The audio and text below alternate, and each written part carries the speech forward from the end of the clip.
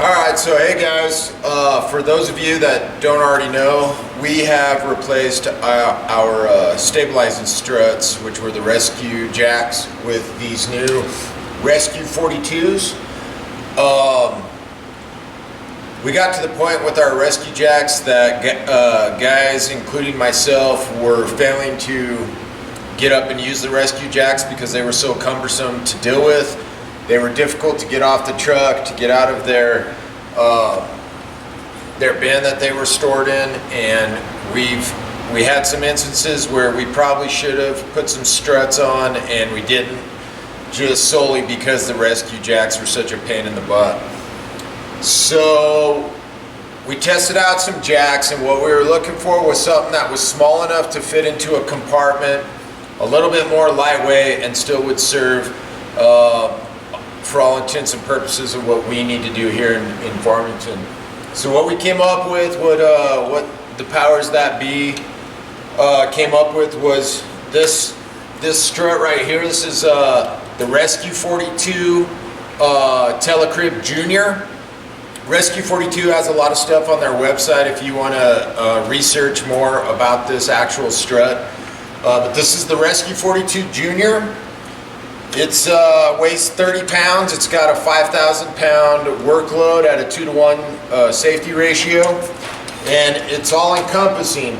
So as you can notice, it doesn't have the hand cranks for lifting, and we'll get into that in a second. Comes with this strap already built in, the come along, and this stake to help with kick out. Very cool thing, it's got a rotating head that's got a puncturing tooth. So you can just ram this straight into the side of a car. Most cars it'll just bite right in. And it's also got these teeth that we can use a chain if we need to do a chain lift or whatever we need to do. To raise these, we literally just pull them out. Easy as that. We've got a brake that will release them and push them back down, and that's all there is to it. The struts themselves are made out of Kevlar, so they're a lot lighter and 4 times as strong as steel. So these are pretty bomber little struts. They're simple to use. We're going to go out into a yard and show you how to set these up and stabilize a vehicle on its side, and then we'll bring these around the stations for you to actually get your hands on. Very simple, very light, and very sweet.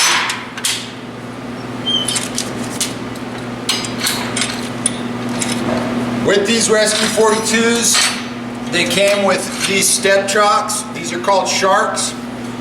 Very simple. They've got a pin for storing right here. We just pull this pin. They open up, swivel out, lock back, and if you feel like it, you can repin it while it's set up, and it's ready to go. Short, sweet, simple, light, and they pack up nice and small to fit in a side compartment. So let's go out to the yard and set this up, vehicle on its side.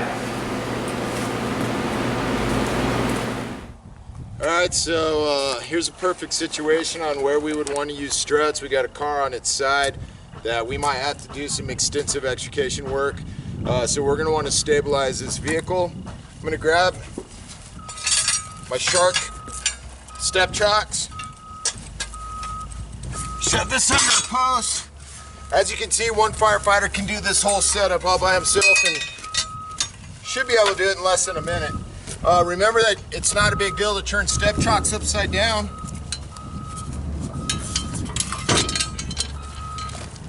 If you're having a hard time getting these steps to capture the load.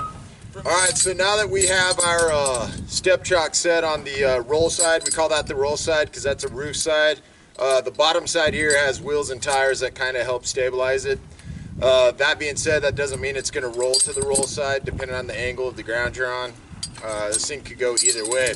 So those step chocks are a quick, fast, and easy first thing to do, set them up. Secondly, your firefighter or you are going to grab the step chock. We need to hook this strut to someplace on the bottom of the frame.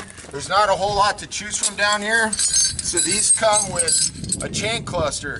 And And what we're going to do is we're going to feed that hook in this line through this chain cluster and find a hole to hook this in, which I have right here. So what I'll do is just set this in place first.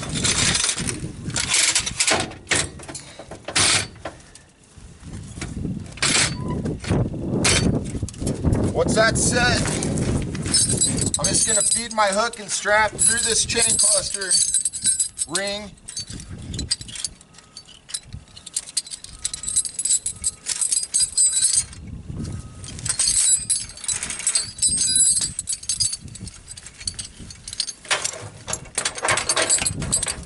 And back up to its eyelet. Now we're completely in place. I gave myself kind of a wider angle, knowing that as I tighten this, it's going to draw and suck it up in.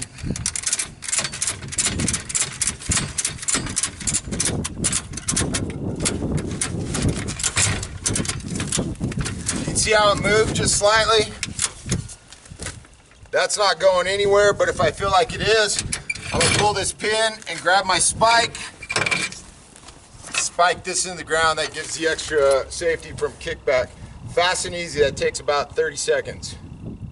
Alright, so if you want to utilize two struts, one on either side of the car, we've got a setup here, and this is also how we will do a lift. Instead of having the cranks that make the strut extend, we're actually going to build one side in a prop strut setup like we did on the other side, meaning we're going to use our J-hook or find a place for our hook to tie in down here.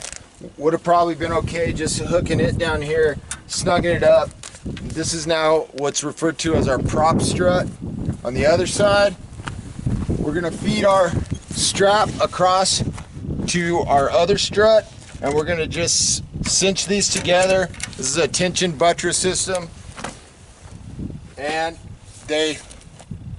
as much as we appreciate A1 Auto Salvage for letting us do this on this vehicle, this is about a 10,000 pound tank that Talon Hamlin would drive. So we're having a little bit of a hard time lifting this while it's on its side. If it was on its roof and we could get away from the engine compartment weight and all of that stuff, it'd probably lift a lot better. We're having a little bit of difficulty lifting this one.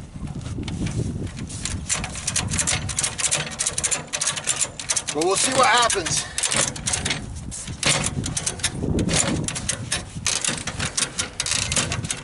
And we'll just continue to do that until we get it to where we are. Again, a vehicle on its side, we typically shouldn't have to lift a vehicle on its side.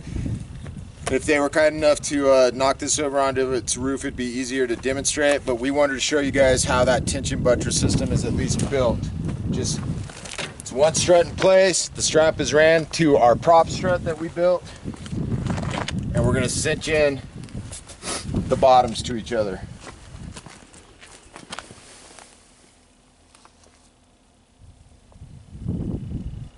Alright, so this is nice and stable, it's not going anywhere.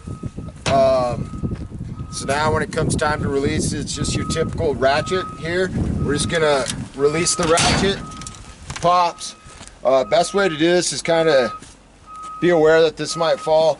Kick it out of the way and just let it fall away. Okay, get this out of the way. We use that brake, put it away.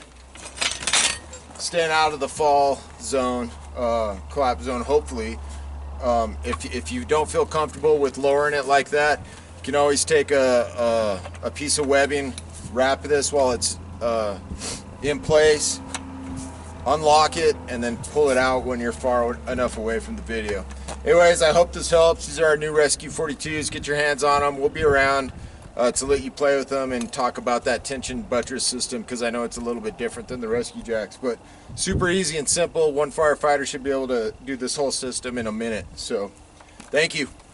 Okay, so that probably wasn't the best example of doing a lift, but again, this wasn't intended to be an extrication training video. It was more so to show you the components of the strut itself. A vehicle on its side is difficult to lift in the first place, much less a 10,000 pound tank. It just is, whether you're with Rescue Jacks or Rescue42s. The tension buttress system of lifting a car does work. We lifted multiple cars when we were demoing these tools. Usually a car on its lid was the best lift we got. We'll be bringing these around to all the stations for you to get some hands-on with, but honestly, they're a common sense tool. You'll be able to pick them up right away, and they're very accessible, kept in the first bin on ladder 2, right behind the front strut. Very easy to get in and out, very easy to carry around, and very easy to set up. All right, thanks for your time.